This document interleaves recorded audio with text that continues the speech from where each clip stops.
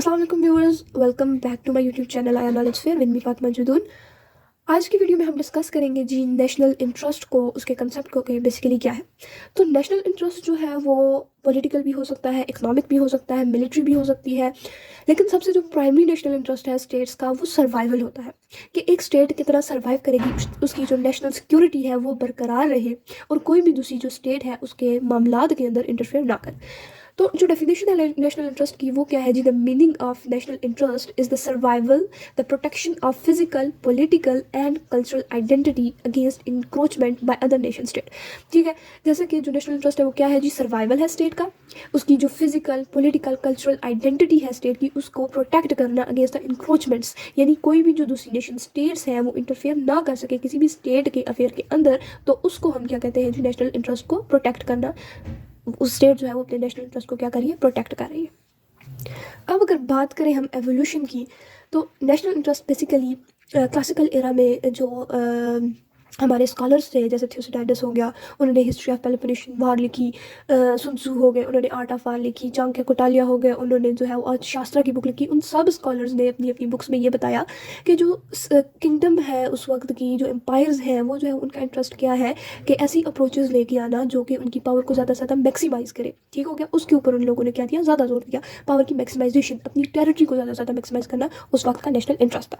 उसके बाद treaty of Westphalia हुआ 16th सेंचुरी में। तो ट्रीटी ऑफ वेस्टफेलिया में नेशन स्टेट सिस्टम आया और उसके बाद जो है वो सॉवरेनिटी का कंसेप्ट आया, कि इंटीग्रिटी, नॉन इंटीग्रेशन का कंसेप्ट आया कि कोई भी स्टेट जो है दूसरी स्टेट के मामलात में इंटरफेयर नहीं कर सकती।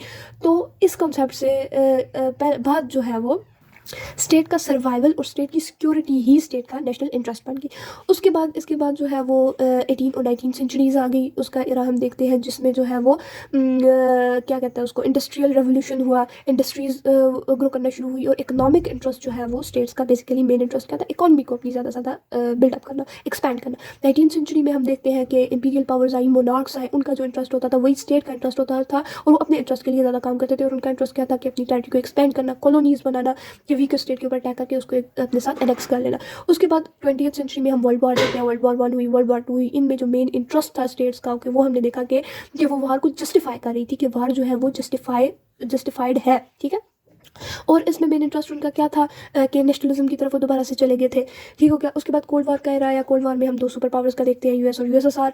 उन दोनों की जो है वो एक जंग थी आपस में और उनका नेशनल इंटरेस्ट क्या था? कि अपनी आइडियोलॉजी को एक्सपेंड करना, इकोनॉमी को एक्सपेंड करना, टेक्नोलॉजिकल रेस थी उन दोनों के दरमियान कि किसकी टेक्नोलॉजी ज़्यादा होगी, ये इनका बेसिक नेशनल इंटरेस्ट था। पोस्ट वार एरा आया, यूनिपोलर वर्ल्ड ऑर्डर आया, जिसमें हमने देखा यूएस जो है वो एक ताकत के तौर पर उभरा।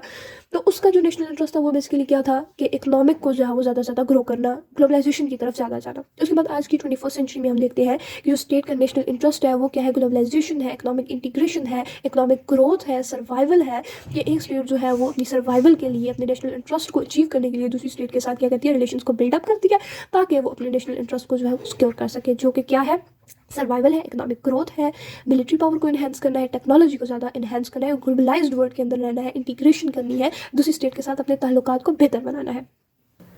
अब अगर टाइप्स की बात करें नेशनल इंटरेस्ट की, तो बेसिकली इसकी जो है वो 6 टाइप्स हैं। सबसे पहला हो गया permanent national interest. Permanent national interest वो इंटरेस्ट है जो कि चेंज नहीं होता with the passage of time, वो परमानेंट ही रहता है स्टेट के लिए। जैसे कि सिक्योरिटी ऑफ द स्टेट, ये स्टेट के लिए बहुत ज़्यादा जरूरी है, ये परमानेंट है, कभी भी चेंज नहीं होगा। स्टेट का नेशनल इंटरेस्ट, स्टेट की सबसे ज़्यादा प्रायोरिटी जो है वो क्या होगी? अपनी स्टेट को सिक्योर करना होगी। उसके बाद टेम्पररी इंटरेस्ट, ये जो है वो फॉर सम सर्कमस्टेंसेस होता है। ठीक है, सर्कमस्टेंसेस अगर चेंज होंगे तो आपका नेशनल इंटरेस्ट भी चेंज हो जाएगा। जैसे कि पाकिस्तान जो है वो फैटफ की ग्रे लिस्ट में है, किसकी वजह से? टेररिज्म की वजह से। अब टेररिज्म अगर पाकिस्तान के अंदर खत्म हो जाएगा तो क्या होगा? कि फैटफ की ग्रे लिस्ट से निकल जाएगा, तो पाकिस्तान के नेशनल इंटरेस्ट सर्कमस्टेंसेस के खत्म होने के साथ ही खत्म हो जाएगा। उसके बाद primary national interest. Primary national interest बहुत ज़्यादा ज़रूरी नेशनल इंटरेस्ट है किसी भी स्टेट के लिए। जैसे कि कोई भी स्टेट जो है वो अपनी वेलफेयर के लिए काम करती है, इकोनॉमिक्स को जो है वो बेहतर बनाने के लिए काम करती है, तो ये स्टेट का प्राइमरी नेशनल इंटरेस्ट है और उसमें सिक्योरिटी भी आ जाती है कि स्टेट का जो प्राइमरी नेशनल इंटरेस्ट है। जैसे कि फॉर एग्जांपल हम पाकिस्तान की एग्जांपल है, पाकिस्तान का जो इंटरेस्ट होगा वो क्या होगा? अपनी सॉवरेनिटी को मेंटेन करना, नॉन इंटरफेरेंस का जो है वो लेके आना रूल, कि कोई भी स्टेट हमारे स्टेट के अंदर इंटरफेयर नहीं कर सकती। उसके बाद अपनी इकोनॉमिक ग्रोथ के लिए काम करना, वेलफेयर के लिए काम करना, ये पाकिस्तान की प्राइमरी इंटरेस्ट में आ जाएगा। उसके बाद सेकेंडरी इंटरेस्ट जो होता है, ये जो है वो एसेंशियल नहीं होता सर्वाइवल के लिए किसी भी स्टेट के लिए। जैसे कि पाकिस्तान जो है वो अपने जो उसके डिप्लोमेट्स हैं जो दूसरे ममालिक के अंदर है, उनको जो है वो प्रोटेक्ट करना चाहता है, तो ये पाकिस्तान का सेकेंडरी नेशनल इंटरेस्ट आ जाएगा। उसके बाद जनरल नेशनल इंटरेस्ट, यानी कि ये जो है वो फॉर सिक्योरिटी फॉर ऑल, सबकी सिक्योरिटी के लिए जो है वो ये एक नेशनल इंटरेस्ट हो गया। जैसे क्लाइमेट चेंज की हम बात करें तो क्लाइमेट चेंज में जो स्टेट्स हैं वो दूसरे साथ कॉपरेट करती हैं और उसमें हर एक का जो है वो नेशनल इंटरेस्ट होता है। तो वो क्या है, जनरल नेशनल इंटरेस्ट है, हर एक स्टेट का वो नेशनल इंटरेस्ट है क्लाइमेट चेंज को रोकना।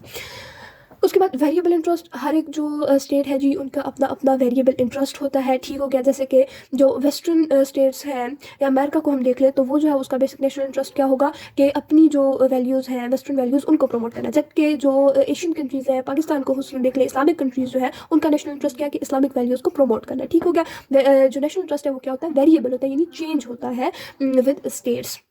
अब मेथड्स की हम बात करें कि नेशनल इंटरेस्ट को हम किस तरह अचीव कर सकते हैं, तो उसमें डिफरेंट मेथड्स हैं, जिसमें सबसे पहले डिप्लोमेसी आ जाता है।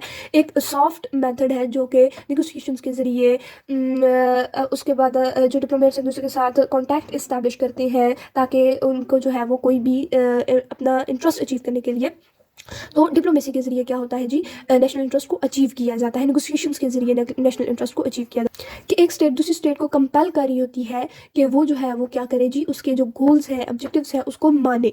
ठीक हो गया। तो उसके बाद इकोनॉमिक मीन्स आ गए कि ये एक टूल है स्ट्रॉन्गर स्टेट्स के लिए कि वो इसको यूज़ कर रही होती है वीकर स्टेट्स के ऊपर ताकि उनको कंट्रोल किया जा सके। इसको हम नियो इंपीरियलिज्म भी कहते हैं कि आजकल जो स्ट्रॉन्गर स्टेट्स होती हैं वो एड्स के ज़रिए या लोन्स के ज़रिए क्या कर रही होती है, जो वीकर स्टेट्स होती हैं उनको कंट्रोल कर रही होती है। ये एक मीन है, मेथड है नेशनल इंटरेस्ट को अचीव करने का। उसके बाद क्वेश्चन मीन्स आगे कि ये रियलिस्ट का व्यू है जिसमें जो पावरफुल स्टेट्स हैं वो अपने इंटरेस्ट को अचीव कर रही होती है, बाइकॉटिंग के जरिए सैंक्शंस लगाती हैं दूसरी स्टेट्स के ऊपर। उसके अलावा एम्बार्गो करती है, सीवियर रिलेशंस बनाती है, इंटरवेंशन करती है एक स्टेट दूसरी स्टेट के अंदर ताकि वो अपना नेशनल इंटरेस्ट अचीव कर सके। उसके बाद अलायंसेस, स्टेट्स जो अलायंसेस बनाती है दूसरी स्टेट्स के साथ, ट्रीटीज़ करती हैं दूसरी स्टेट्स के साथ ताकि वो अपने नेशनल इंटरेस्ट को अचीव कर सके। अब ये अलायंसेस जो है इकोनॉमिक भी होते हैं, मिलिट्री भी होते हैं। जो भी नेशनल इंटरेस्ट होगा, चाहे वो इकोनॉमिक है, मिलिट्री है, तो उस टाइप की अलायंसेस स्टेट बनाएगी दूसरी स्टेट के साथ ताकि वो अपने इंटरेस्ट को अचीव कर सके। अब चैलेंजेस क्या एक स्टेट फेस करती है अपने नेशनल इंटरेस्ट को अचीव करने के लिए, तो उसमें सबसे पहले कॉन्फ्लिक्ट ऑफ इंटरेस्ट कि स्टेट जो है वो बैलेंस नहीं कर पाती जो उसका डोमेस्टिक प्रायोरिटीज़ है और फॉरेन पॉलिसी की ऑब्जेक्टिव्स हैं उनको, कि जो नेशन है उसकी पब्लिक है वो कुछ और चाह रही होती है और फॉरेन पॉलिसी के ऑब्जेक्टिव्स कुछ और होते हैं, इसलिए नेशनल इंटरेस्ट को अचीव करने में तब स्टेट को मसला होता है। उसके बाद ग्लोबलाइजेशन आ गई कि वर्ल्ड ग्लोबलाइज हो रही है, नेशनलिज्म की तरफ नहीं जा रही, तो नेशनल इंटरेस्ट ऐसे में अचीव करना एक स्टेट के लिए मुश्किल काम हो जाता है। उसके बाद इंटरनल डिवीजन के जो डिफरेंट पॉलिटिकल ग्रुप्स हैं या पब्लिक ओपिनियन है वो इन्फ्लुएंस करता है जी, डिफरेंट पब्लिक ओपिनियन इन्फ्लुएंस कर रहा होता है स्टेट के नेशनल इंटरेस्ट को। ठीक हो गया। तो होपफुली आपको नेशनल इंटरेस्ट की समझ आ गई होगी। अगर नहीं आई तो आप कमेंट सेक्शन में पूछ सकते हैं। उसके अलावा मेरे चैनल को सब्सक्राइब करें, वीडियोज़ को लाइक करें और बेल आइकन को दबाएं ताकि मेरी सारी की सारी वीडियोज़ आपके पास आती रहें। तो मिलते हैं अपनी नेक्स्ट वीडियो में, तब तक के लिए अल्लाह हाफिज़।